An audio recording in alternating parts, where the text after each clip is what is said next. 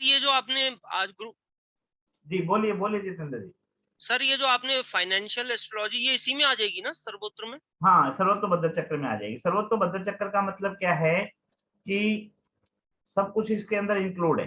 Reason जो बस। हमारी वैदिक वैदिक एस्ट्रोलॉजी जो है ना, वैदिक हाँ एस्ट्रोलॉजी जी। के पंचांग के ऊपर आधारित है। ठीक है। ठीक है ना, पंचांग तो के अंदर 5 चीजें आती हैं। हाँ जी। नक्षत्र, राशि, है ना, योग, करण और तिथि, हाँ। तिथिवार, है ना। वो सारी चीजें हाँ जी। ये करता है कवर। ठीक है। ठीक है ना। उसके बाद में एस्ट्रोलॉजी के अंदर अपना जो है D1 चार्ट आता है। ठीक है। D1 चार्ट ये कवर करता है। ठीक है। उसके बाद में गोचर आता है, ट्रांजिट। गोचर भी। हाँ, वो ट्रांजिट ग्रहों का। हाँ, ट्रांजिट ये कवर करता है। ठीक ठीक है है। ना। अब उसके बाद में क्या है कि ITI की हमने हाँ या जी। पॉलिटेक्निक की। ठीक। ठीक है ना। औजार कौन हाँ कौन जी। से हैं सबके नाम बता दिए। हाँ जी। औजार को यूज करके बता दिया। ठीक है ना। अब कितनी अच्छी आकृति बनानी है वो उसके ऊपर डिपेंड है, जिसको नॉलेज है। मे जिसको बी नॉलेज है। जो टीचर है वो अच्छा डिजाइन ना बना पाए और बच्चा जो है बहुत अच्छा डिजाइन बना दे। ये होता है सर, होता है। है ना। होता है, बिल्कुल होता रीजन रीजन ये है वो सिर्फ पढ़ाने में लगा हुआ है है। और हाँ। वो उसको प्रैक्टिकल में लगा रहा है। वो प्रैक्टिकल में बिल्कुल सही। ठीक है बिल्कुल ना। सही। तो ये ये सब का अपना जो अनुभव है ना, प्रैक्टिस है, वो काम में आता है। ठीक है ना। बेसिक जो है वो सारा मैं करवाऊंगा और ठीक है। कहीं भी कमी रहेगी तो उसको पूरा मैं करवाऊंगा कवर। ठीक है जी। अच्छा, कल जो नक्षत्र के बारे में हमने बात की थी ना, उसी को आगे कंटिन्यू करेंगे आज। सर, उसका आपने भेजा नहीं में हमें। मैं आप अभी कहते भेज मैं दूंगा, भेजूंगा अभी नोट्स। अभी भेज दूंगा। अभी जो तैयार कर रखा है ना, अभी हाँ। भेज दूंगा। ठीक है ना। तो अभी अच्छा। ये देखो।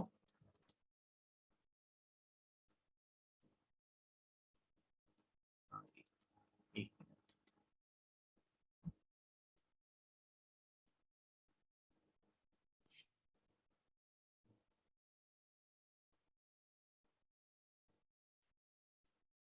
रिकॉर्डिंग चल रही है ना। बिल्कुल चल रही है सर, फर्स्ट क्लास।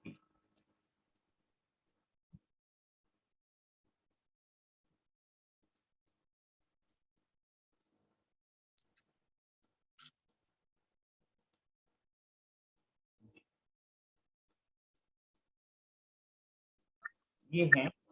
ठीक है। इसके अंदर क्या है, कल वाले को कंटिन्यू करते हैं यहाँ पे।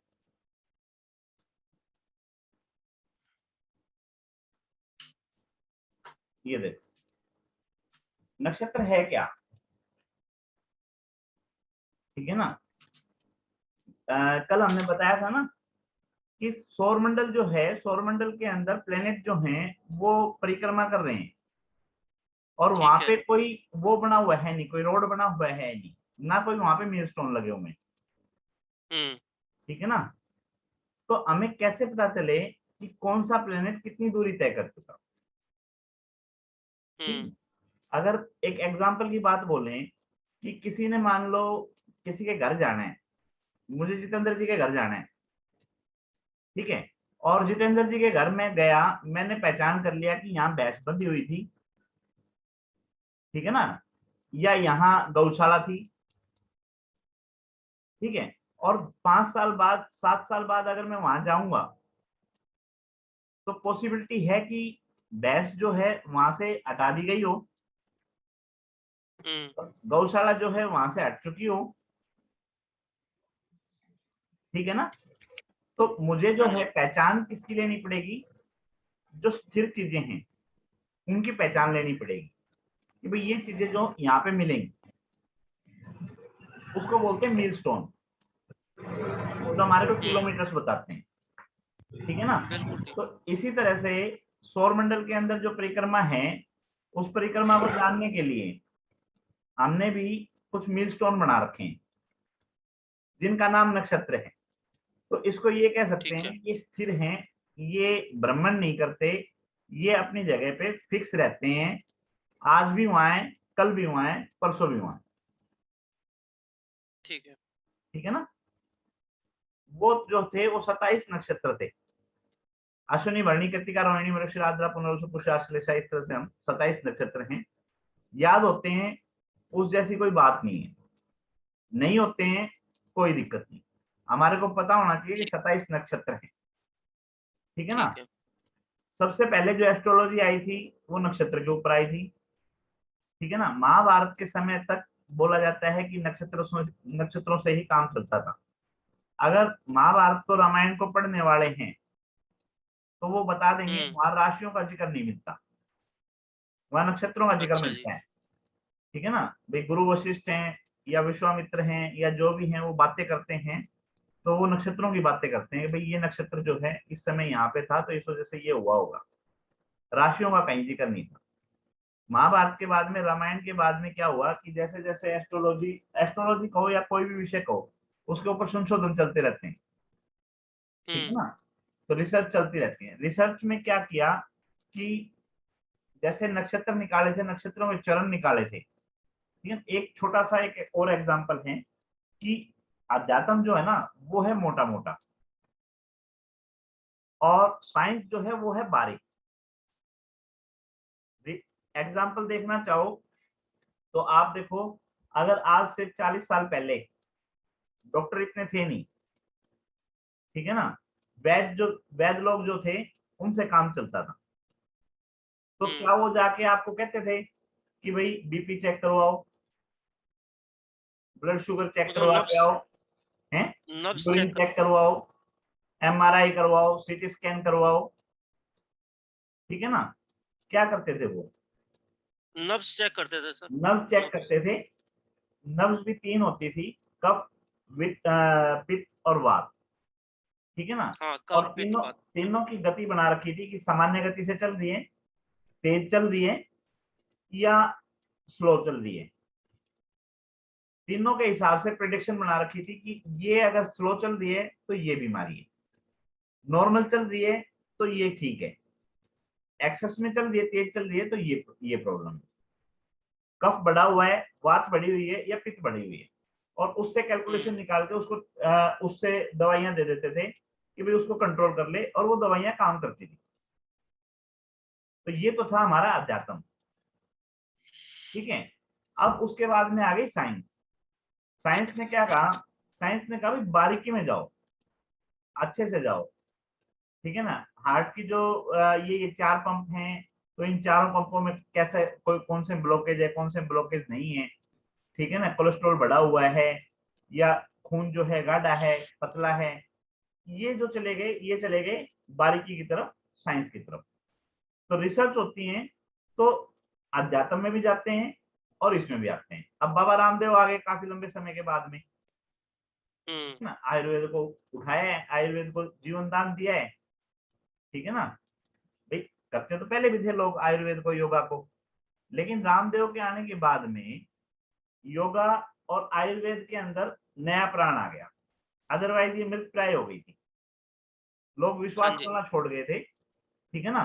लेकिन फिर से विश्वास होने लग गया। उन्होंने क्या किया, उन्होंने दोनों टेक्नोलॉजियों को साथ जोड़ दिया, एक साइंस को भी ले लिया, अध्यात्म को भी ले लिया। ठीक है ना। और 3 सारी चीजें करते हैं।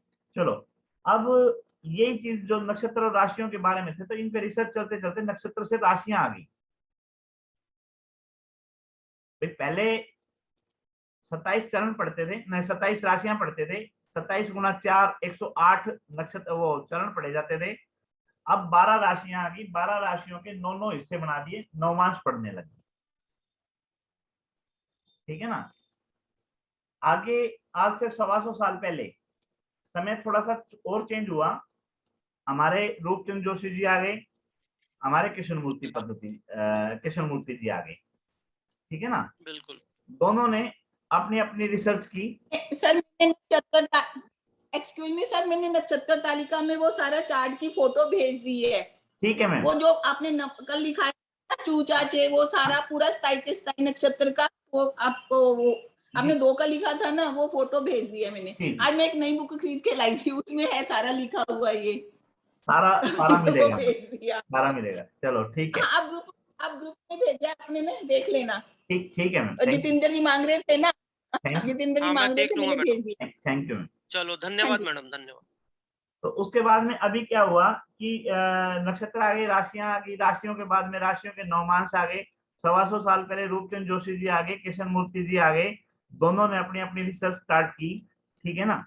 रूपचंद जोशी जी जो हैं, उन्होंने किन के ऊपर रिसर्च की? उन्होंने रिसर्च की जो एस्ट्रोलॉजर हमारे गलियों में बैठे हैं, गांव में बैठे हैं, देहात में बैठे हैं, ठीक है ना, उनके ऊपर रिसर्च की। उन्होंने देखा कि वो ज्यादा कोई कैलकुलेशन वगैरह के चक्कर में नहीं पड़ते, फिर भी प्रेडिक्शन देते हैं और लगती है, ठीक है ना। तो उन्होंने उसके ऊपर रिसर्च करके जो चीजें दी, उनमें कैलकुलेशन खत्म कर दी, कैलकुलेशन नहीं करनी वहां पे, ठीक है ना। सिंपल क्या है, कुछ टेबल्स दे रखी हैं, उन टेबलों को यूज करो और अपना प्रेडिक्शन करना स्टार्ट कर दो, ठीक है। साथ में उन्होंने बोल दिया कि जैसे रामदेव जी का एग्जांपल दिया ना, कि भाई अगर आपको कोई टेक्नोलॉजी यूज करनी है, कोई दूसरी विद्या यूज करनी है, तो आप वो भी यूज कर सकते हो। भाई आपको वैदिक के ऊपर पकड़ है, वैदिक को इंक्लूड करना चाहते हो, वैदिक को इंक्लूड कर लो, केपी को इंक्लूड करना चाहते हो, इंक्लूड कर लो, वास्तु को इंक्लूड करना चाहते हो, वास्तु को इंक्लूड कर लो, है ना। तो जो विद्या आप जानते हो उसको आप इंक्लूड कर लो। कंडीशन सिर्फ एक लगाई कि भाई जो मेरे नियम है ना, उन नियमों को मत बदलना, मेरे जो नियम है उन नियमों को लेके चलो, उसके बाद में आप किसी भी विद्या की हेल्प लो, कोई परहेज नहीं है। उन्होंने खुद सामुद्रिक विज्ञान, हस्तरेखा और वास्तु के ऊपर काम ज्यादा किया है, रूपचंद जोशी जी ने। चलो ये तो आ गई उनकी कहानी, ठीक है ना। अब रही वो बदनाम होने की, और जो भी भाई तंत्र मंत्र की है, ये है वो है, ऐसा कुछ नहीं है, ठीक है ना। जो देहाती टोटके होते हैं और सस्ती रेमेडीज होती हैं, वो लाल किताब के अंदर आपको देखने को मिलती हैं। उन्होंने सबसे ज्यादा जीवन जीने के ऊपर जो कला है ना, उसके ऊपर काम किया है कि माता पिता की सेवा करो, बड़े भाइयों का काम मानो, छोटे भाइयों से प्यार करो, दोस्तों के साथ धोखा मत करो, ठीक है ना। उन्होंने 10 तरह के तो ऋण निकाले हैं, कोई पितृ ऋण है, कोई मातृ ऋण है, कोई भ्रात ऋण है, कोई पत्नी का ऋण है, ठीक है ना, कोई अजन्मे बच्चे का ऋण है, कोई पशुओं का ऋण है। उन्होंने इतने तो ऋण निकाले हैं। ऋण का मतलब ये है कि पिछले जन्म में आपने कोई दिक्कत दी उनको, तो उनका कष्ट आपको मिल रहा है, उनको दूर करने के लिए सिंपल सिंपल रेमेडियां दी। सिंपल रेमेडी का मतलब सबसे पहले तो जो देखो क्या होता है, कोई चीज किसी समय में बहुत इजी होगी। अगर मैं ये कहूं कि आज से बनी हुई चटनी खानी है, ठीक है ना, तो आज तो महाभारत हो जाएगी, अब वो सिलोटे घर पे मिलेंगे नहीं, आज से चटनी बनेगी कहाँ से, ठीक है ना। लेकिन अगर पहले की बात करें तो हर घर में पत्थर और वो होता था, तो हर घर में पिसती थी, है ना, सिलवट्टा होता था, हर घर में पिसती थी। तो समय के हिसाब से रेमेडियां अब चेंज होनी चाहिए, मानता हूँ, ठीक है ना। उन्होंने अपने हिसाब से उस समय की जो रेमेडियां दी, वो भी आजकल काफी कारगर हैं। जैसे ऋण के लिए मोस्टली जो रेमेडी उन्होंने दी, उनमें रेमेडी ये दी है कि आपके ब्लड से रिलेटेड जितने भी आपके रिलेटिव्स हैं, सबसे बराबर में पैसा इकट्ठा करके उसको दान पुण्य में लगाना होता है। कहाँ लगाना है, उसकी पैटर्न हर जगह अलग कर दी, पितृ ऋण के लिए अलग, मातृ ऋण के लिए अलग, भ्रातृ ऋण के लिए अलग। अच्छा, आज के सिनेरियो में वो फिट नहीं बैठती। रीजन, वो भ्रात भावना रही नहीं, भाई लोग दूर दूर रहने लग गए। अब मैं बात करूं तो मेरे हम 8 भाई बहन हैं, आठों, एक अमेरिका बैठा है, एक ऑस्ट्रेलिया बैठा है, एक बॉम्बे बैठा है, एक नोएडा बैठा है, एक ग्वालियर बैठा है, ठीक है ना। एक बहन शादरा बैठी है, एक रोहिणी में बैठी है, मैं यहाँ भिवानी बैठा हूँ, ठीक है ना। तो कहने का मतलब ये है कि आज के सिनेरियो में वो चीजें फिट नहीं बैठती कि ब्लड रिलेशन से मैं हर जगह से कंट्रीब्यूशन ले सकूं। अदरवाइज उस समय इजी था, उस समय सारे इकट्ठे रहते थे, तो आज उसको कुछ और मॉडिफाई कर लो और चेंज कर लो। उसके बाद में उन्होंने 3 तरह की दान बताए, ठीक है ना। कोई जल में जाएगा, कोई जमीन के नीचे दबेगा, ठीक है ना, कोई उड़ते हुए पक्षियों के लिए होगा। तो वो भी क्या व्यवस्था हो, तीनों जगह उनकी व्यवस्था है। दूसरा उन्होंने पर्यावरण से रिलेटेड किया। पर्यावरण से रिलेटेड क्या है कि हमारी जो वनस्पति है ना, वो सभी किसी न किसी प्लेनेट के साथ जुड़ी हुई है, ठीक है। तो किसी की जड़ बांधने के लिए बताया, किसी के पत्ते यूज करने के लिए बताया, और कुछ पेड़ पौधों की सेवाएं बताई। जैसे मंगल जो है, अगर मंगल को सही करना है तो नीम का पेड़ लगा लो,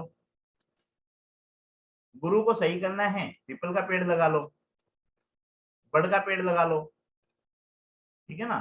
तो इस तरह से वनस्पति जो इनकी जो है पर्यावरण का ये भी किया, कुछ नियम बना दिए कि कुछ काम हमारे रात के होते हैं, कुछ काम हमारे दिन के होते हैं। तो रात का काम रात में करो, दिन का काम दिन में करो, रात के काम दिन में नहीं होने चाहिए, ठीक है ना। ये उन्होंने इस तरह की रेमेडियां उन्होंने लाल किताब के अंदर दी, वो उनका अलग हो गया। उसके बाद केपी आ गई। केपी ने क्या किया कि नक्षत्र, उन्होंने देखा कि राशि के 9 हिस्से के नवमांश बनाया, ठीक है ना। अब विश्वंतरी महादशा जो है उसमें उन्होंने थोड़ा संशोधन करने की कोशिश की। तो उसके अंदर क्या था कि उन्होंने राशियों की जगह नक्षत्र के 9 हिस्से कर दिए, ठीक है ना। तो सब लॉट बना दिया। हाँ, सब लॉट बना दिए। वो यहाँ से निकल के वो यहाँ से निकल के आ गया, केपी निकल के आ गई, ठीक है ना। केपी आ गई। हाँ, ये केपी आ गई। तो कहने का मतलब, अच्छा इसी तरह से भृगु जी जो हैं, भृगु जी की कहानी मैं पहले भी सुना चुका हूँ, ठीक है ना, लेकिन आज फिर सुना देता हूँ छोटा सा। भृगु ऋषि जो थे, उनकी पत्नी को कोई दैत्य उठा ले गया, ठीक है। तो वो सहायता के लिए पहुंचे भगवान विष्णु के पास। भगवान विष्णु उस समय रेस्ट कर रहे थे, आराम कर रहे थे। तो जो द्वारपाल थे उनकी हिम्मत हुई नहीं उनको रोक लें, गुस्से में देख के वो अंदर गए। तो वो देख के हैरान हो गए कि भाई उनकी तो पत्नी उठा रखी है दैत्य ने, राक्षस ने, और भगवान विष्णु जो हैं आराम से आराम कर रहे हैं, रेस्ट कर रहे हैं, और लक्ष्मी वहां पैर दबा रही हैं। तो क्रोध में आके उन्होंने उनकी छाती के ऊपर पैर मार दिया। तो पैर मारा तो भगवान विष्णु तो समझते थे भाई समस्या क्या है, समस्या बड़ी है, ठीक है ना। वो तो शांत रहे, लेकिन लक्ष्मी मां नाराज हो गई कि भाई गलत है, ऐसे किसी के कमरे में घुसना गलत, और घुसने के बाद में ऐसे लात मारना गलत, ठीक है ना। तो उन्होंने रुष्ट होकर उनको बोल दिया कि भाई मैं तेरे घर नहीं आऊंगी, भाई तेरे जो बच्चे हैं उनके घर मैं नहीं आऊंगी। तो उस समस्या का समाधान जो था वो तो उन्होंने वहां पे किया। उसके साथ में उन्होंने ये कहा कि भाई मैं एक ऐसा ग्रंथ लिख दूंगा, ठीक है ना, जिससे तेरे को अपने आप आना पड़ेगा। तो उन्होंने भृगुनंदन नाड़ी बनाई, ठीक है ना। ये कहानी है जो भी है। अब सत्यता क्या है, सत्यता ये है कि नक्षत्रों को पढ़ना, डिग्रियों को पढ़ना, ठीक है ना, और सारी चीजों को पढ़ना, दृष्टियों को पढ़ना, ठीक है ना, मित्रता शत्रुता को पढ़ना, उन सब चीजों में हर आदमी नहीं पढ़ पाता, कैपेबल नहीं हो पाता, ठीक है। तो उन्होंने उस चीज का निष्कर्ष क्या निकाला, उन्होंने जो अपनी कुंडलियां थी, मेष लगन की कुंडली बनेगी, वृष लगन की कुंडली बनेगी, मिथुन लगन की कुंडली बनेगी, इस तरह से कुंडलियां बनेंगी, 12 कुंडलियां मेष से लेके मीन तक। यहां तक ओके है। हाँ जी। तो उसके बाद में जो प्लेनेट हैं, भाई सन है, 1 से लेके 12 तक राउंड करेगा, कभी पहले हाउस में बैठेगा, कभी दूसरे हाउस में बैठेगा, किसी के तीसरे में बैठेगा, किसी के 12वें में बैठेगा। इसी तरह से मून है। तो उन्होंने जो भृगुनंदन नाड़ी लिखी वो इसी तरह से लिखी कि मेष लगन की कुंडली होगी, सूर्य लगन में बैठेगा तो ये प्रभाव रहेगा, ठीक है। मेष लगन की कुंडली होगी, सूर्य दूसरे घर में बैठेगा तो ये प्रभाव रहेगा, ठीक है।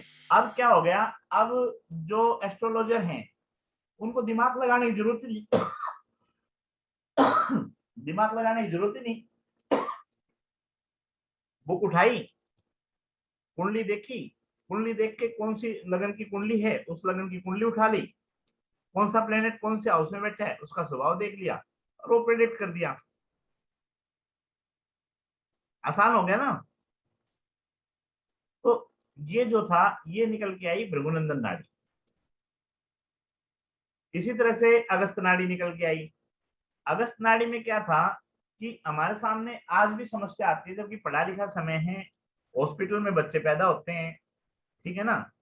तो वहां पे सारा डिटेल नोट की जाती है, बच्चे का नाम क्या है, पिताजी का नाम क्या है, कितने बजे पैदा हुआ, कहाँ जन्म है, इसका आधार, इवन की आधार कार्ड बनने लग गए अब तो हॉस्पिटल से ही।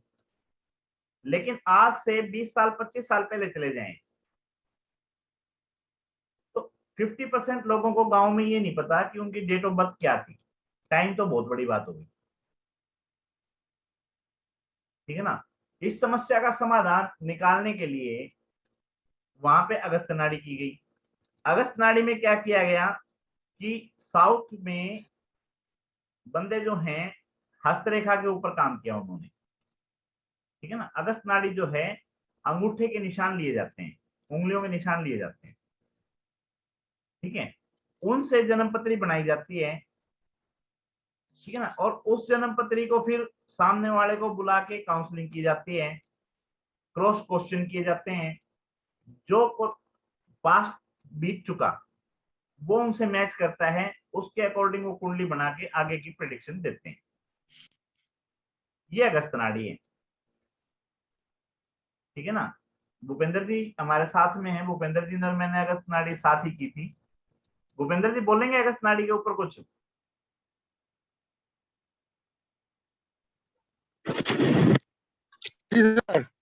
जी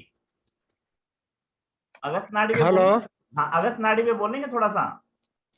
नहीं, आप बिल्कुल ठीक बोल रहे हैं मेरे भैया। हाँ हाँ ठीक है ना। तो ये अगस्त नाड़ी थी। तो कहने का मतलब उसी तरह से क्या था कि सारी चीजें इकट्ठी ना पढ़ पाए तो कुछ रूल रेगुलेशन निकल के आ जाते हैं। रूल रेगुलेशन का मतलब जितेंद्र जी मान लो आज प्रैक्टिस करते हैं, ठीक है, 5 साल में 10 साल में कुछ नियम वो अपने खुद के बना लेंगे, बिल्कुल ठीक है। ठीक है ना। तो वो फिर जितेंद्र जी की नाड़ी हो जाएगी। भाई जितेंद्र नाड़ी का मतलब ये है देखने का वो जो है सिस्टम, तरीका हो गया, हाँ तरीका, तो वो जितेंद्र जी का मेथड हो जाएगा। जैसे केपी वालों ने अपना हाँ रख जैसे लिया, केपी कृष्ण नाड़ी मूर्ति हो ने गई, केपी बना दिया। जैसे केपी नाड़ी हाँ, होगी, कृष्ण मूर्ति पद्धति नाड़ी होगी, जैसे लाल किताब हो गई, बिल्कुल रूपचंद जोशी जी ने लाल किताब नाम दे दी, ठीक है ना, लाल रंग बिल्कुल शुभ ठीक। होता है, लाल किताब दे दी। जैसे अगस्त नाड़ी हो गई, जैसे भृगुनंदन नाड़ी हो गई, जैसे चंद्रकला नाड़ी हो गई, ठीक है ना। कुल 128 से ज्यादा नाड़ियां फेमस हैं, ठीक है ना। अच्छा वो नाड़ियां जो हैं एक्चुअल में शॉर्टकट हैं कुंडलियां देखने का। ओके, बेस जो है वैदिक ही है, ठीक है ना। वैदिक वाले किसी कुंडली को नकार सकते हैं। सर ये आवाज किसी हाँ की? कर दिया जी मैंने वो, ठीक है। वैदिक वाले जो हैं वो किसी की कुंडली को देख के किसी नाड़ी को नकार सकते हैं, ठीक है ना। लेकिन कोई भी नाड़ी वैदिक को नहीं नकार सकती, बिल्कुल ठीक। ठीक है ना। वैदिक जो है बेस है। अच्छा अभी 5 मिनट हैं, टॉपिक अपना जब दोबारा रिकनेक्ट करेंगे ना, जब शुरू करेंगे, अभी कोई क्वेश्चन है तो बोल दो। सर मैं ये कहना चाह रहा था, ये जो आप अंगूठे की छाप से कह रहे थे ना अगस्त से नाड़ी, जी तो मेरा एक्सपीरियंस ये है कि मैंने अलग अलग जगह चेक कराई थी। जी क्योंकि पहली बार जब चेक कराया उन्होंने मेरा कुछ ऐसी बात बोल दी कि मेरे बहुत ज्यादा टेंशन हो गई थी दिमाग में, पूर्व जन्म को लेके बहुत उल्टा सीधा बोल दिया था मेरे को। हाँ हाँ फिर मेरे को इतनी टेंशन हो गई, रात को नींद नहीं आती थी मेरे को। तो मैंने कहा कहीं और चेक कराऊंगा, वो उन्होंने बिल्कुल दूसरी बात बताई। ये मैच नहीं करी, एक ने कुछ बताई एक ने कुछ बताई, और दोनों ही अंगूठे की छाप से नाड़ी लेके बात कर रहे थे। ये समझ में नहीं आया मेरे को। लाल किताब जो है वो टोटल और टोटल इसी के ऊपर काम कर रही है जो बता रहे हैं, ठीक है ना। अच्छा। उसमें उंगलियां जो हैं ये 4 उंगलियां जो हैं 12 राशियां हैं, ये 8 जो है ये 9 प्लेनेट है, हाँ ठीक है। जी। और इनके जो उठाव सामान्य, भाई ये जो पर्वत है ना, किसी जो का पर्वत तो पर्वत है। हाँ, किसी का तो बहुत ज्यादा उठा हुआ होगा, किसी का डाउन होगा, हाँ ठीक है ना, किसी का हाँ हाँ नॉर्मल होगा।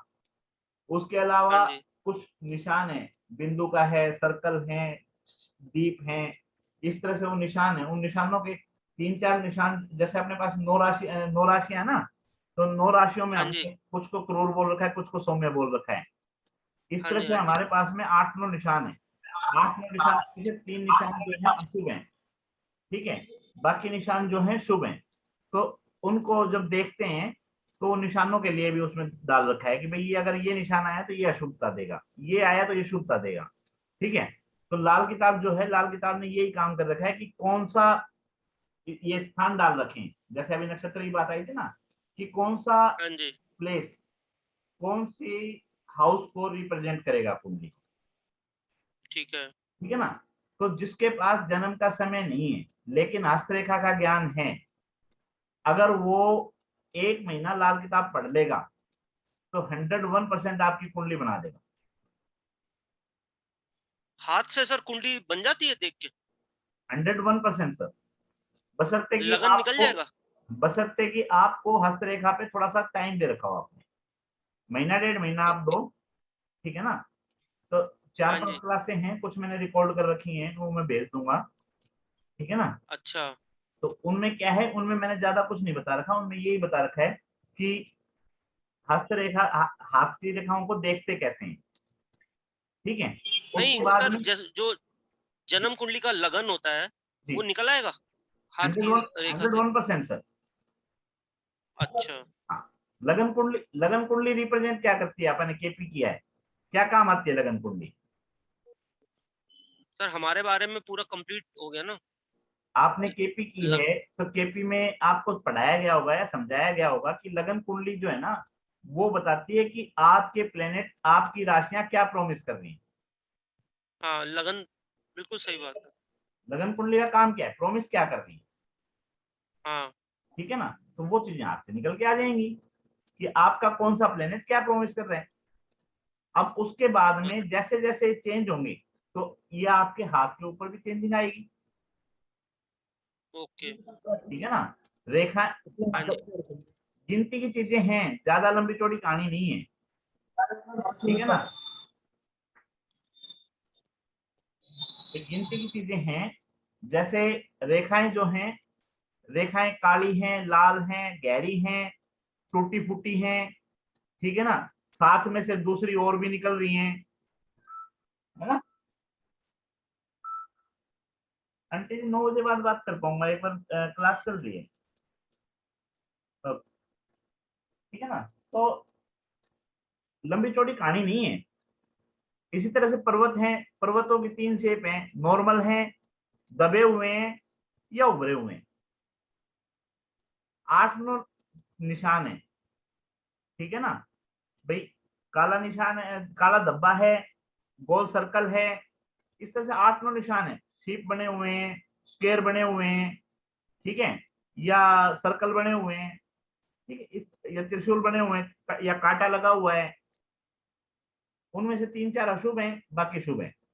अब उसके बाद में प्रैक्टिस की बात आती है, प्रैक्टिस कितनी करते हो, ठीक है। एक दिन की ओके। क्लास में आपको ये पता चल जाएगा कि कौन सा हाउस कहां से देखते हैं, ठीक है ना। कुंडली बन जाएगी, कुंडली बनाने में कोई लंबी चौड़ी कहानी थोड़ी ना है। तो यही काम इसमें लाल किताब में कर रखा है। एस्ट्रोलॉजी जो है ना, लाल किताब ने कामी सामुद्रिक विज्ञान, हस्तरेखा और वास्तु के ऊपर कर रखा है मेन, और रेमेडी के ऊपर कर रखा है। जो हमारे लोकल एस्ट्रोलॉजर्स जो है ना, जो गलियों में बैठे हैं, जो बेचारे शायद किताबें भी ना उठाई हूं उन्होंने, लेकिन वो अनुभव से जो वो देते हैं ना, वो अनुभव सारा का सारा उसके अंदर डाल रखा है। 1 मिनट रहती है, दोबारा से रिकनेक्ट होगी क्लास, है ना। अभी दोबारा से जुड़ेंगे ना, इसलिए मैं नया टॉपिक नहीं उठा रहा।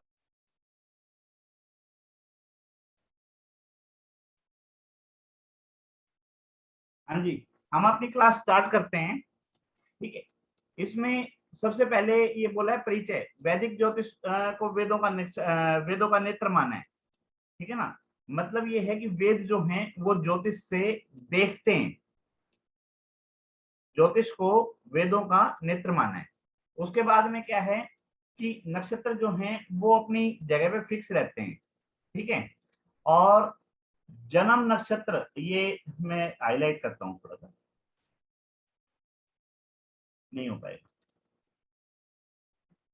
जन्म नक्षत्र के स्वामी ग्रह की दशा ही व्यक्ति की प्रथम महादशा होती है।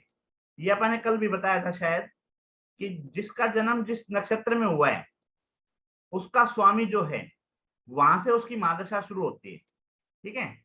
अभी थोड़ी देर में इसको एक्सप्लेन भी कर देंगे। उसके अलावा नक्षत्रों को 9 हिस्सों में बांटा है।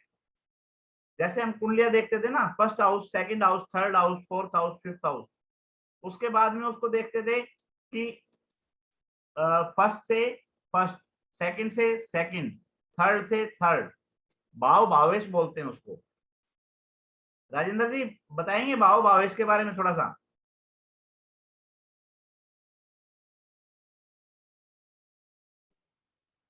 भाव भावेश, भाव का मतलब तो अपने हाउसेज हो गए कुंडली में, जी, और भावेश का मतलब जो उनके स्वामी है, जो जी। भाव में जो राशियां आती है, जो उनके स्वामी होते हैं, उनको अपन भावेश कहते हैं। हाँ भाई, कौन से भाव का मालिक कहाँ जा बैठा, या कौन से हाउस से कौन सा हाउस देख रहे हैं। हाँ, कौन सा हाउस में बैठा है, या अपने खुद के ही घर में बैठा हुआ है कि मूल त्रिकोण में है, कौन सी राशि में वो स्थिति, वो सारी चीजें देखते थे ना, ये हमारे भाव भावेश हैं। इसी तरह से जो हमारे नक्षत्र हैं, नक्षत्र भी हमने 9 हिस्सों में बांट रखे हैं। सबसे पहले जन्म, जन्म का मतलब उसका जन्म कब हुआ नक्षत्र का, ठीक है। फिर संपत, विपत, क्षेम, प्रत्यरी, साधक, वध, मित्र, अति मित्र। जैसे इनके नाम हैं वैसा इनका स्वभाव है। कल भी अपन ने बताया था ना कि नाम जो हैं उनके गुणों से मिलते जुलते रखे गए हैं, ठीक है। तो यहाँ पे आप पढ़ रहे हो, 1 नंबर में बोल रहा है कि जन्म के समय चंद्रमा जिस नक्षत्र पर होते हैं वही जन्म नक्षत्र होता है। और नक्षत्र का रोल वैदिक के अंदर भी है, केपी के अंदर भी है, और आपके इसमें भी है, क्या बोलते हैं, सर्वतोभद्र चक्र में भी है, ठीक है। संपत अर्थात संपदा देने वाला, ठीक है। संपत अर्थात संपदा देने वाला। हम क्या पढ़ रहे हैं, हम पढ़ रहे हैं लाभ और हानि, कहाँ हमारे को फाइनेंशियल हेल्प मिलेगी, कहाँ हम पैसा कमाएंगे, कहाँ खोएंगे। तो यहाँ पे जब लाभ देने वाला है, संपदा देने वाला है, तो हमारे हित में है, ठीक है ना। उसके बाद में इसको जन्म नक्षत्र से दूसरा नक्षत्र, मतलब जिसमें आपका जन्म हुआ उससे दूसरा नक्षत्र जो है वो आपके लिए संपदा नक्षत्र कहलाएगा, संपदा देने वाला कहलाएगा, संपत नाम से कहलाएगा। यदि व्यक्ति का जन्म नक्षत्र कृत्तिका है, अश्विनी भरणी कृत्तिका, तीसरा है ना कृत्तिका, तो कृत्तिका से अगला जो है रोहिणी, वो उसका संपत नक्षत्र कहलाएगा। समझ में आ गया? उसके बाद में विपत, आपका कृत्तिका में जन्म हुआ, ठीक है ना, तो रोहिणी को छोड़ के कौन सा आ गया, अश्विनी भरणी कृत्तिका रोहिणी मृगशिरा, तो मृगशिरा जो है वो आपका विपत आ गया। और विपत का नाम क्या है, विपत्ति या कष्ट देने वाला, ठीक है। जन्म से तीसरा नक्षत्र विपत होता है। यदि व्यक्ति का जन्म नक्षत्र कृत्तिका में है तो मृगशिरा उसके लिए विपत का काम करेगा। इसी तरह से चौथा है क्षेम, क्षेम का अर्थ है ठीक ठाक, मध्यम फलदायी, यानी कि जन्म नक्षत्र से चौथा नक्षत्र क्षेम कहलाएगा। यदि व्यक्ति का जन्म कृत्तिका है तो आद्रा उसका क्षेम नक्षत्र है, ठीक है।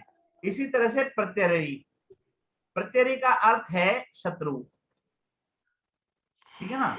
जन्म नक्षत्र से 5वां नक्षत्र प्रत्यरी नक्षत्र कहलाएगा। यदि व्यक्ति का जन्म नक्षत्र कृत्तिका है तो पुनर्वसु उसके लिए प्रत्यरी नक्षत्र होगा, ठीक है। तो गुरुजी इसमें जो चरण है, चरण का भी कुछ रोल है इसके अंदर? हाँ जी, उनके चरण होते हैं ना? कौन बोल रहे हैं? गुरुजी अमित बोल रहा हूँ, अमित। हाँ अमित जी, सॉरी, इंट्रोड्यूस नहीं कोई हुआ। बात कोई हाँ बात। जी। अमित जी देखो क्या है कि रेस देखी आपने? हाँ जी, राइट। तो रेस में सारे एक साथ खड़े होते हैं या तिरछे खड़े होते हैं?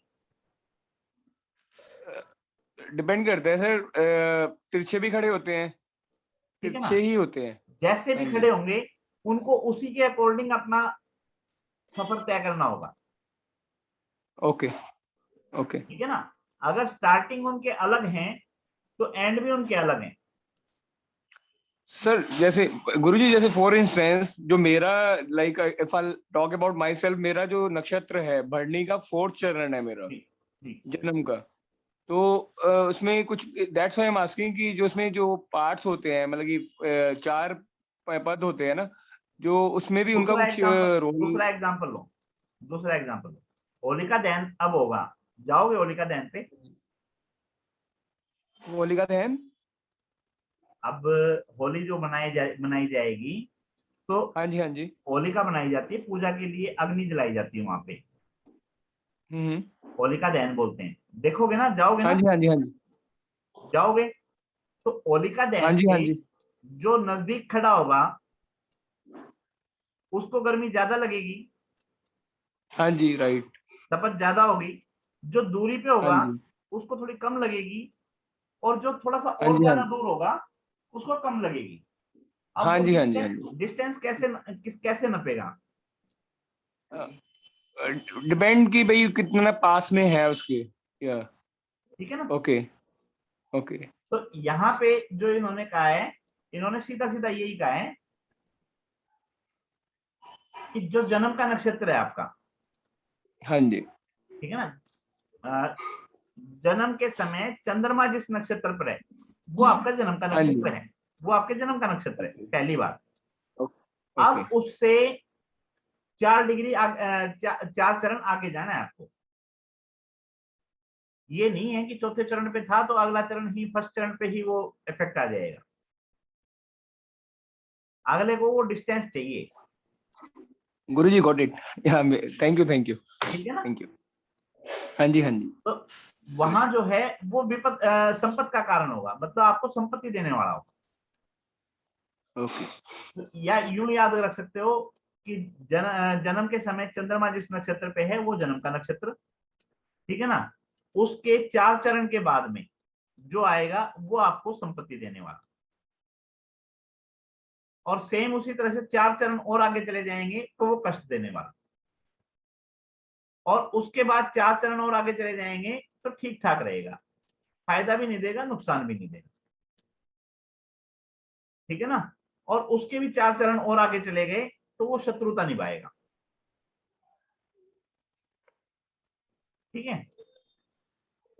हाँ जी गुरुजी। सेम इसी तरह से साधक, जैसे नाम है वैसे काम, मतलब कार्यों को सिद्ध करने वाला। जन्म नक्षत्र से छठा नक्षत्र साधक नक्षत्र कहलाता है। यदि व्यक्ति का जन्म कृत्तिका में हुआ है तो उसके लिए पुष्य जो है उसका साधक नक्षत्र होगा। ठीक है ना। और उसके बाद में है वध। वध का मतलब है वो नक्षत्र वहां पे जाके बिल्कुल काम नहीं करेगा, कष्ट ही देगा, कष्टप्रद हो जाएगा। तो यहाँ पे इसको वध बोल दिया कि मृत्यु तुल्य कष्ट। ठीक है। जन्म नक्षत्र से 7वां नक्षत्र वध नक्षत्र कहलाएगा। यदि व्यक्ति का जन्म कृत्तिका में हुआ है तो आश्लेषा उसका वध नक्षत्र हो गया। उसके बाद में मित्र, ठीक है, जैसा नाम है वैसा हो गया। उसके बाद में अति मित्र। अति मित्र जो है वो हर तरह से फायदा देने वाला होगा, सहयोग करने वाला होगा। ठीक है ना। और 9 के बाद में फिर से 10वां शुरू हो जाएगा। हाँ जी, क्लियर है। बिल्कुल ठीक है सर।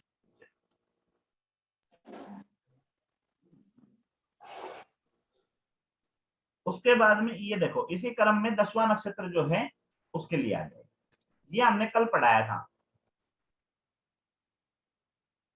कि एक नक्षत्र जो है 13 डिग्री 20 अंश का है, और उसको 4 हिस्सों में डिवाइड जब कर देंगे तो एक चरण जो है 3 डिग्री 20 अंश का निकल के आएगा।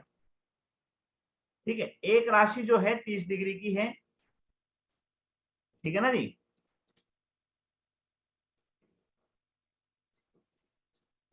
ठीक है। वो जो कल समझाया था वही चीजें कि ये हाँ जी 300 गलती से बाई मिस्टेक है। ठीक है ना भाई। 13.20, 13.20 और 3.20, 20 या 60, तीनों का मिलके बन गया 1। 13 और 13 26 और 4 3। तो ये हो गया क्लियर। ठीक है। ये कल हमने बताया था अच्छे से। कुल मिला के 9 चरण होंगे, है ना। अच्छा, उसके बाद में ये टेबल थी, 12 राशियां हमारे पास में थी।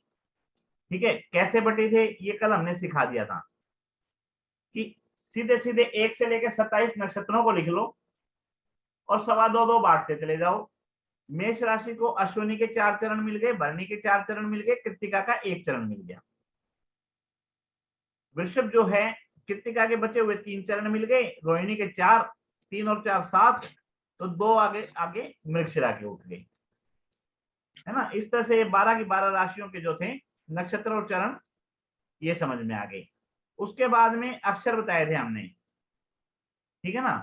तो प्रत्येक चरण का एक अक्षर है।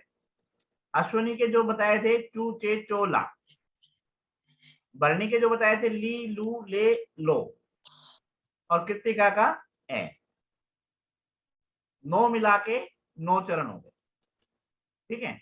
वृषभ के ई उ ए ओ, ठीक है ना। अब ये ई उ ए ये कृत्तिका के हैं, ओ वा वी वू ये रोहिणी के आ गए, और मृगशिरा के वे और वो। इस तरह से ये हमारे 12 राशियां आ गई। 12 राशियों के 9 चरण के हिसाब से 12 नियम में 108 अक्षर हमारे पास में आ गए, और सबको कौन से को कौन सी राशियां मिली ये सारी यहाँ पे एक्सप्लेन होगी, ठीक है जी। उसके बाद में एक शब्द आता है पाया। जितेंद्र जी पाया से परिचित हो? सर ज्यादा नहीं, नाम सुना हुआ है, ये जो 7.5 में कहते हैं चांदी का नहीं, पाया। नहीं नहीं नहीं नहीं 7.5 से कोई लेना देना नहीं। अच्छा अमित जी? सर नहीं, आइडिया नहीं है सर। चलो, क्या होता है जब बच्चे का जन्म होता है ना, तो कौन से नक्षत्र में जन्म हुआ उसके अकॉर्डिंग उसके 4 पाए बना दिए गए हैं। सोना चांदी ठीक है, लोहा तांबा, ठीक है। ठीक है ना। तो जिसका जैसा चरण होता है उसका उस तरह से उसको एक्सप्लेन कर दिया जाता है।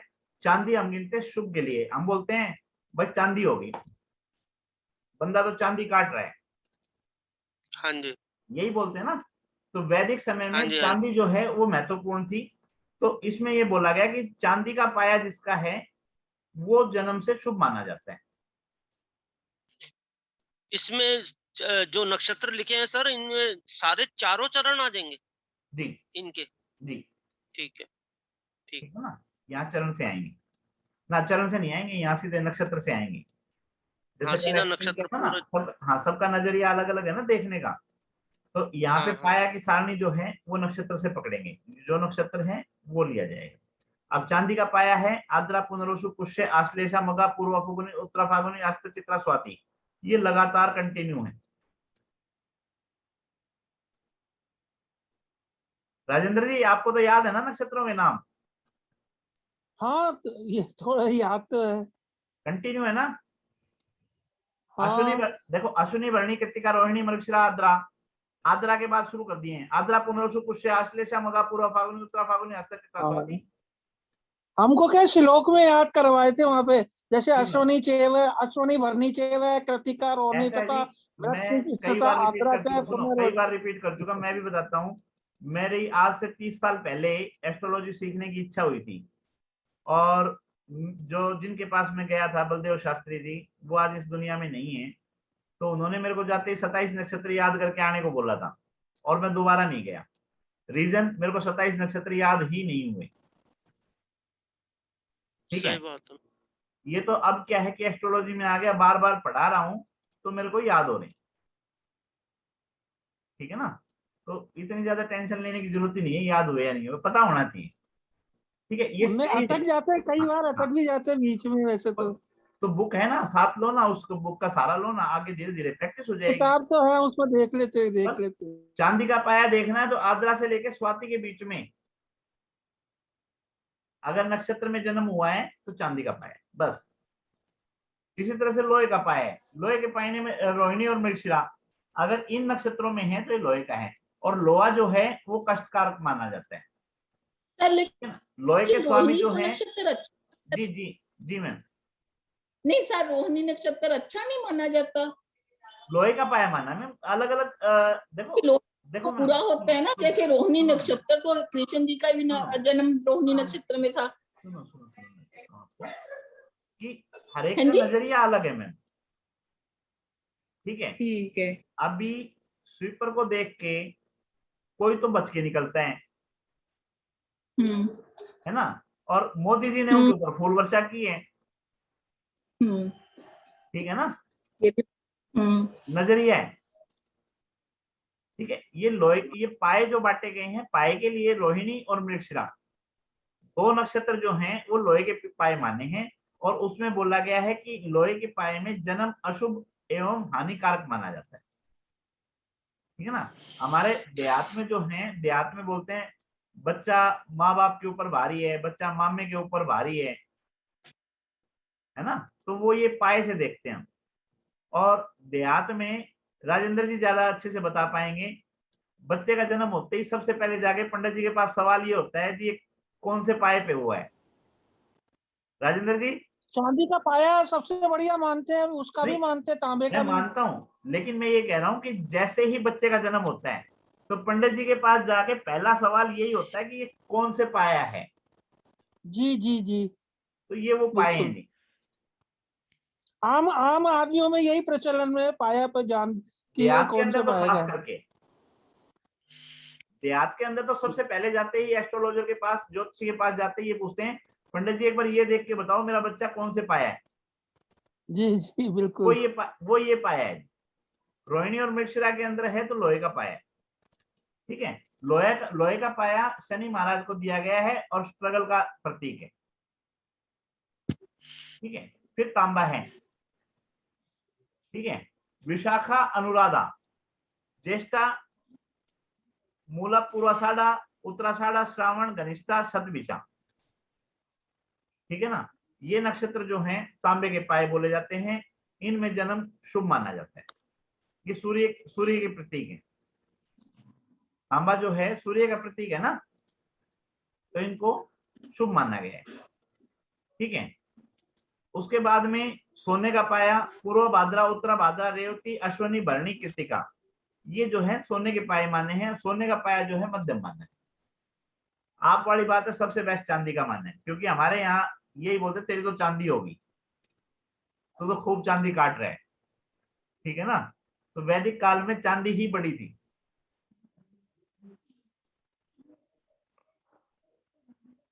आगे नक्षत्रों का परिचय आ जाएगा, ठीक है ना।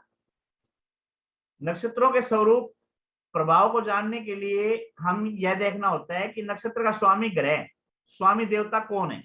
ये हमने कल बता दिया था। नक्षत्र का देवता कैसे देखा जाता है, केशु सु चमरा गु शबु, 1 से लेकर 27 नक्षत्र लगाए और बांटते चले गए। 9 के बाद फिर 10वां, फिर 19वां, फिर खत्म, 27 हो गए, 9 से 27, ठीक है ना। उसके बाद में उसका देवता कौन है, तो देवता जो है नाम दे रखे हैं वो उनकी आकृतियों के ऊपर दे रखे हैं। जैसे आप टेक्स्ट बुक पढ़ोगे आपको पता चल जाएगा, घोड़े के आकार के जो दिखाई देता है वो अश्वनी है, अश्वनी के अश्वनी कुमार जो है वो देवता है। इसी तरह से भरणी है, भरणी के यम है। इस तरह से ये धीरे धीरे प्रैक्टिस में आओगे याद हो जाएंगे, ठीक है। पूरा पढ़ना है, ये पढ़ सकते हो। एक दो पढ़ के सुना देता हूँ। अश्वनी नक्षत्र मेष राशि में पड़ता है, ये तो क्लियर हो गया। अश्वनी भरणी और कृतिका का पहला चरण तीनों जो हैं मेष में आएंगे।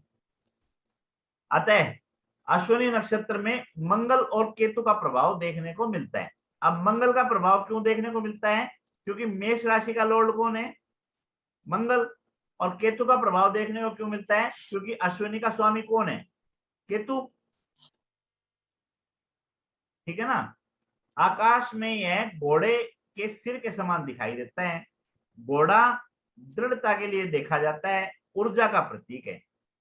तो आप अश्विनी नक्षत्र में पैदा हुए बंदे को घोड़े के साथ तुलना करके उसको बोल सकते हो कि एनर्जी का प्रतीक है। भाई एनर्जी तो खूब मिलेगी बंदे के अंदर, ठीक है ना। और अड़ियल भी मिल सकता है, घोड़ा अड़ियल भी होता है, दृढ़ता से एक चीज पे डट गया तो डट गया, ठीक है। अतः यह सभी गुण अश्विनी नक्षत्र में निहित हैं। मंगल का प्रभाव जहां नेतृत्व क्षमता देता है, भाई मंगल का प्रभाव क्या करेगा, उसको वो देगा, नेतृत्व करने की देगा। तो वहीं केतु क्या है, अधीरता देगा। अधीरता मतलब रिसर्च की तरफ चलेगा, सेटिस्फाई नहीं होगा, बाल की खाल निकालने की तरफ जाएगा। ठीक है ना, तो दोनों चीजें यहाँ पे निकल के आएंगी। केतु मोक्ष के प्रतीक हैं और अध्यात्म से इन्हें जोड़ा गया है, इसलिए ये धर्म प्रधान नक्षत्र हैं। इसी तरह से अश्विनी नक्षत्र जो हैं उनके देवता जो हैं अश्विनी कुमार हैं, जो कि सूर्य पुत्र हैं। ठीक है ना, और इनको देवताओं में चिकित्सक बोला गया है, तो इसलिए इलाज करने का गुण भी इस नक्षत्र में होगा। तो अश्विनी नक्षत्र में जो है उसको आप एज ए हीलर भी देख सकते हो। ठीक है, अब दो चीजें होती हैं, या तो होगा या नहीं होगा। ठीक है ना, या तो होगा या नहीं होगा। होगा तो इसका मतलब वो किसी पाप ग्रह से या क्रूर ग्रह से पीड़ित नहीं होगा तो होगा, सौम्य होगा। तो अगर होगा तो उस तरह से दूसरा चेंज हो जाएगा। ठीक है, एनर्जी तो बंदे के अंदर रहेगी, अब वो पॉजिटिव उसमें लगेगी या नेगेटिव उसमें लगेगी वो अलग मैटर है ना। उसी तरह से फिर आगे भरणी है। अब भरणी में ही मेष राशि है, लेकिन यहाँ पे केतु की जगह शुक्र आ गया। क्यों? सेकंड नक्षत्र जो है शुक्र को दिया है। ठीक है, और क्योंकि मंगल से प्रभावित है इसलिए ऊर्जा यहाँ पे भी है। क्योंकि शुक्र से प्रभावित है तो यहाँ पे कला की तरफ जाएगा। केतु जो था वो रिसर्चर था, अधीर था, कुछ जानने के लिए उत्सुक था। ठीक है ना, शुक्र जो है वो नया बनाने के लिए लालायित है। ठीक है ना, शुक्र को बोला गया है कि मृत चीजों को संजीवनी विद्या रखता है, मृत चीजों को जीवाने की उसमें ताकत होती है। ठीक है, यह नक्षत्र योग्यता और उत्तरदायित्व की पूर्णता देता है और यही पूर्णता लक्ष्य की प्राप्ति की ओर प्रेरित करता है। ठीक है ना, भौतिक सुखों की शुक्र जो है भौतिक सुखों को दिखाता है, तो भौतिक सुख हो गए। आवश्यक कौशल व नक्षत्र भरणी के स्वामी देवता यम है। यम व्यक्ति के कर्म और धर्म के आधार पर ही उसकी योनि का निर्धारण करते हैं, इसलिए इनका नाम भरणी रखा गया है। भरणी नक्षत्र में अच्छे और बुरे का भेद करने की क्षमता होती है। ठीक है ना, इस तरह से आप 27 नक्षत्र जो हैं इनको पढ़ सकते हो। ठीक है, ये टेबल मैं अभी भेज दूंगा आपको। उसके बाद में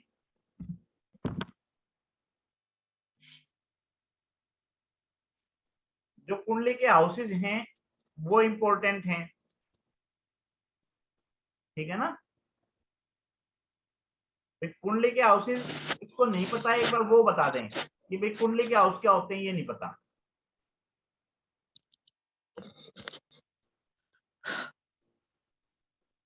हाँ जी, सबको पता है। ठीक है, फर्स्ट हाउस जो है व्यक्तित्व के बारे में बताता है, जातक के बारे में बताता है, एक्सप्लेन करता है कि जातक का रूप रंग कैसा है, गोरा है, काला है, शरीर छोटा है, दुबला है, पतला है, मोटा है। ठीक है ना, साहसी है या डरपोक है। ठीक है, स्वभाव कैसा है, अहंकारी है। ठीक है ना, या क्या नाम, ज्ञानवान है, मूर्ख है, बुद्धि है, यश है, निंदा मिलेगी, अज्ञान क्या नाम है, बाल यौन अवस्था, आयु प्रमाण, स्थान, प्रवास, लाभ हानि। ठीक है ना, ये सारे के सारे हम फर्स्ट हाउस से देखते हैं। कैसे देखेंगे? फर्स्ट हाउस के अंदर कौन सा नक्षत्र आया, कौन सी राशि आई, कौन सा उसका क्या नाम लॉर्ड है, वो लॉर्ड कहाँ है, कैसे किस स्थिति में बैठा है, वो सारी चीजें हम इसके अंदर आगे देखेंगे। ठीक है, उसके बाद में द्वितीय हाउस। द्वितीय हाउस के अंदर द्वितीय हाउस जो है धन धान्य को बोलते हैं। ठीक है ना, व्यक्ति के पास संपत्ति कितनी है, उनके नेबर्स जो हैं पड़ोसी, उनको बोलते हैं। ठीक है, उसके पास में बैंक बैलेंस कितना है, फिक्स एसेट्स कितनी है, वो देखते हैं। वो चीजें नहीं है तो वो दरिद्रता का भी प्रतीक हो सकती है। किसी के पास अगर फिक्स एसेट्स नहीं है, बैंक के अंदर बैलेंस नहीं है, ठीक है ना, तो वो दरिद्रता का भी प्रतीक है ना। स्वयं उपार्जित द्रव्य, द्रव्य यहाँ पैसे से मतलब है, पैसे से, या पिता संबंधित द्रव्य, पिता ने संपत्ति जोड़ के दी या खुद की संपत्ति है, लेन देन का व्यवहार। ठीक है ना, पैसे वाला है या कर्जदार है। उसके अलावा ये फर्स्ट हाउस था, ये सेकंड हाउस है। सेकंड हाउस हमारा खाने पीने का भी है, ठीक है ना, कि हम खाना पीना कैसा पसंद करते हैं। मित्र, वस्त्र, विचार, मुख, जीवा, चेहरा, आंख, ठीक है ना, कान, नाक, स्वर, ये सारे इस पे सेकंड हाउस पे आ जाते हैं। फर्स्ट हाउस, सेकंड हाउस, ठीक है जी। उसके बाद में मितव्ययी प्रवृत्ति का है, ठीक है, सट्टे बाजार में इंटरेस्टेड है, शेयर में, संसार में आसक्ति है, अनासक्ति है, ये सब हम द्वितीय भाव से देखते हैं। उसके बाद में तृतीय भाव, तृतीय भाव जो है ये हमारा सोल्जर्स के पास आ जाता है, फर्स्ट, सेकंड और थर्ड, ठीक है। अंशु क्लास चल रही है भाई, क्लास में आ जा, ठीक है। चलो, तो उसके बाद में तृतीय हाउस, तृतीय हाउस जो है पराक्रम भाव है, सगे भाई बहन का विचार है, भाई बहन की संख्या है, ठीक है ना। अब रावण की ताकत क्या थी, कौरवों की ताकत क्या थी, भाई उनके भाई, भाई और नौकर चाकर और सेना, पराक्रम तो यहीं से है ना। तो ये सारा का सारा हम यहाँ से देखते हैं। अब पहले जो थी, पहले पराक्रम मानते थे जो जितने सिर उतार सकता हो, जितनी स्ट्रेंथ में रहता हो। अब ताकत क्या आ गई, कौन कितने वोट ले सकता है, ठीक है ना। वोट में साहस की तो जरूरत नहीं है ना, वहां तो पहले सिर उतारने की बात थी, अब सिर जोड़ने की बात है, सिर्फ इतना अंतर है, ठीक है। तो यहाँ पे तृतीय भाव जो है, तृतीय भाव में थोड़ा सा चेंज आ गया। तृतीय भाव में चेंज क्या आ गया, आज जो है लेखन सामग्री, कम्युनिकेशन, ठीक है ना, इन चीजों का समय आ गया। तो तृतीय भाव को जो है ज्यादा, अब दास दासियों वाली तो वो तो बात रही नहीं पहले वाली, ठीक है ना। ना भाई बहनों के सुख से पराक्रम देखते थे, वो रहा। मैंने बताया हम 8 भाई हैं, 8 भाइयों में सिर्फ भिवानी में सिर्फ इकल्ला हूं, बाकी 7 बाहर हैं। तो इसी तरह से यहाँ पे अब क्या देखा जाएगा, यहाँ पे देखा जाएगा सहन शक्ति, उसके अंदर सहन शक्ति कितनी है, ठीक है ना, चालाकी, ठीक है, उसकी बुद्धि, उसके हस्ताक्षर, ठीक है ना, उसकी क्या नाम है, खांसी बोल दिया, गले का हिस्सा ये यहाँ आ गया ना, ये सोल्जर्स के पास का खांसी वगैरह, श्वास से संबंधित, गायन, गला, ये उसमें भी आ गया ना, गायन में भी, ठीक है। बाजू कंधे ये हैं, योगाभ्यास, आयुष, नौकर पत्नी का भाग्य, ठीक है ना, कम्युनिकेशन, पेपर वर्क, ये सारा का सारा इसके अंदर तृतीय भाव में देखेंगे। उसके बाद में चतुर्थ भाव आ जाएगा, ठीक है। चतुर्थ भाव के अंदर माता पिता का सुख, पैतृक संपत्ति, गृह निर्माण, ठीक है। स्थावर संपत्ति, स्थावर संपत्ति मतलब चल और अचल दो तरह की होती है ना। जो जमीन से जुड़ी हुई संपत्ति है वो बाग बगीचे, ठीक है ना, और गृह सुख, मन की स्थिति। चौथा हाउस जो है चंद्रमा को रिप्रेजेंट करता है ना, चंद्रमा मन को रिप्रेजेंट करता है, तो यहाँ पे मन की स्थिति, अंतःकरण की स्थिति, चौपाया वाहन, चार पांव वाला वाहन, नौकर, हृदय, पेट रोग, स्तन, ठीक है ना, बिस्तर, पलंग, पलंग नहीं पलग, पलंग ही बोला जाएगा, सॉरी, अपना बेड बोल दो, बेड, ठीक है। परोपकार, कपट, छल, निधि का विचार इत्यादि यहाँ से देखे जाते हैं। उपहार, दूसरों से मिलने वाले उपहार, ठीक है। अपना गांव, मृत्यु का स्थान, ठीक है, ये सारी चीजें यहाँ से, लंबी यात्राएं, भूत बाधा, गुप्त ज्ञान, ये सारी चीजें यहाँ से देखी जा रही हैं। क्यों? क्योंकि तकरीबन तकरीबन जितने भी आप कारक तत्व देखोगे ये सारे के सारे मन से जुड़े हुए हैं, मानसिक जुड़े हुए हैं। अच्छा, एस्ट्रोलॉजी का बेस है। एस्ट्रोलॉजी में जितने ज्यादा कारक तत्व आपको पता होगा, वो चाहे नक्षत्र के पता हो, ठीक है ना, चाहे राशियों के पता हो, चाहे आपको हाउसेस के पता हो, जितने ज्यादा कारक तत्व आपको याद हैं उतना अच्छा एस्ट्रोलॉजर आप बन सकते हो, ठीक है ना।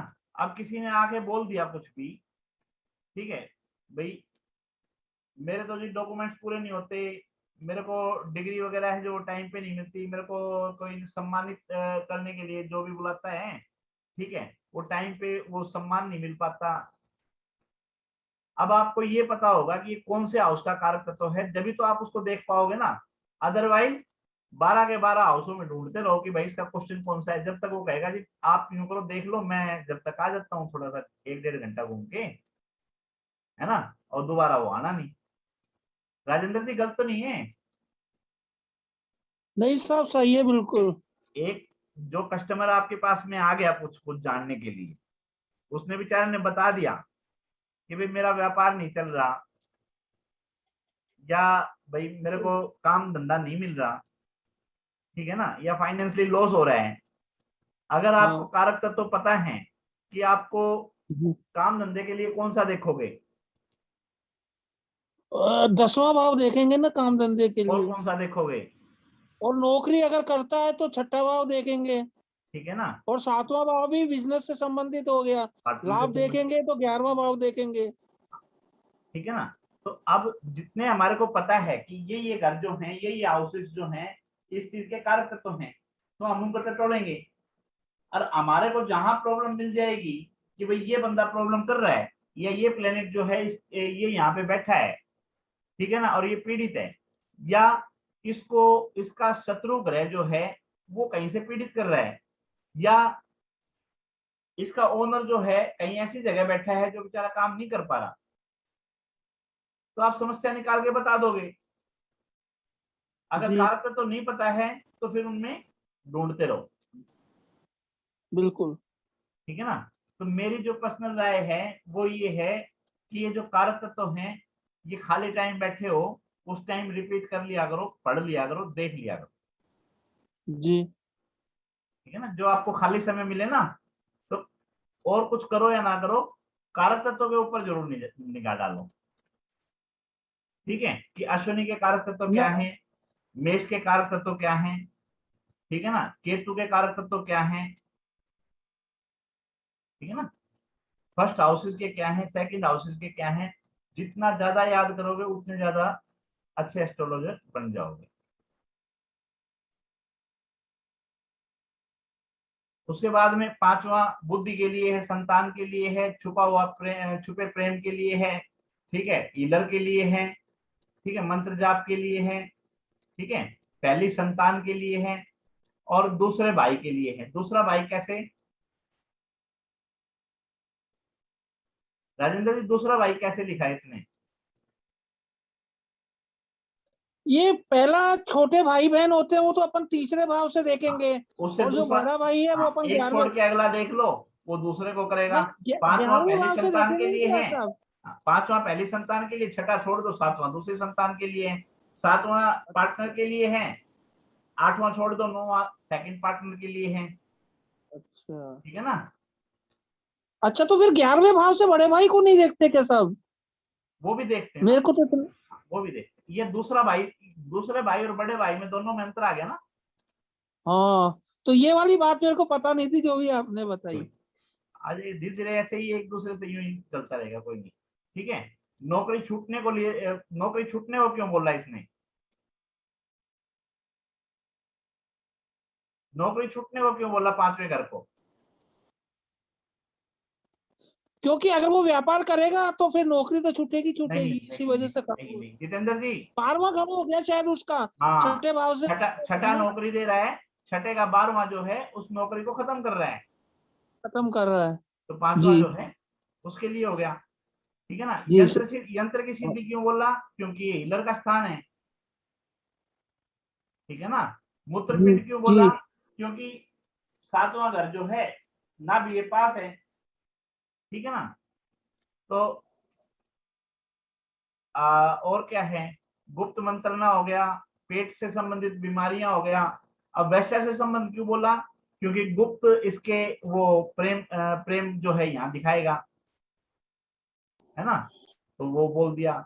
अब वो पॉजिटिव है नेगेटिव है, पॉजिटिव होगा तो समाज के सामने होगा, नेगेटिव होगा तो पर्दे के पीछे होगा, है ना।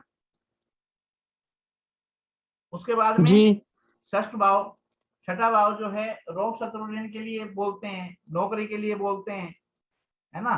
तो यहाँ पे रिपु द्वेष शत वैरी, वैरी शत्रु, रिपु रिपु क्या बोलते हैं ध्यान नहीं है थोड़ा सा, कोई नहीं, ठीक है जी। मौसम है, ऋतु, रिपु रिपु ऋतु नहीं, रिपु रिपु। हाँ, रिपु का मतलब शत्रु हो गया, रिपु शत्रु हो गया। रोग ऋण शत्रु, रोग ऋण रिपु। ना ना ना ना। सर ये रोग को कहते हैं रिपु, आई बिलीव।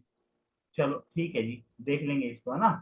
तो जो है रिपु द्वेष शत, शत मतलब क्षति, ठीक है ना, हानि नुकसान, अरिष्ट हानि द्रव्य नाश, पैसे का नाश, ठीक है ना, निराशा दुख शोक। अच्छा, इसको छठे को अडल भी बोलते हैं, पताल भी बोलते हैं, ठीक है ना, नुकसान देने वाली चीजें बोलते हैं, वो सारी सारी यहाँ पे आ रही हैं, ठीक है। वर्ण चोट व्यय, शंका, रोग पीड़ा, यश अपयश, युद्ध, चोर घाव, ठीक है ना, दुष्ट कर्म, चोरी की धरोहर, भूत बाधा, प्रवास, मामा की स्थिति। मामा की स्थिति क्यों? मामा की ये पता नहीं सर, देखते तो मामा का है लेकिन पता चौथा नहीं। अगर माँ का, हाँ, उससे आगे मामा, मामा पे पहुंच गए, ठीक है ना। माँ का भाई हो गया ना। हाँ, ठीक है ना। हाँ चौथे से तीसरा हाँ, कौन है? चौथे से हाँ, अब तीसरा। आ गया सब समझ में, ये लॉजिक समझ में आ गया, अब आ गया। चौथे का तीसरा अच्छा जो अच्छा। है मामा हो गया, ठीक है। सप्तम भाव, सप्तम भाव कलह का, कलत्र भाव, विवाह का, पत्नी का, और डायरेक्ट शत्रु का बोलते हैं इसको। दो शत्रु होते हैं ना, प्रत्यक्ष शत्रु, छुपे हुए शत्रु, ठीक है। तो राहुल कौशिक जी की वीडियो सुनी थी मैंने, उन्होंने बोला था कि जो पत्नी है वो प्रत्यक्ष शत्रु है, उसके लिए माफी भी मांग ली थी।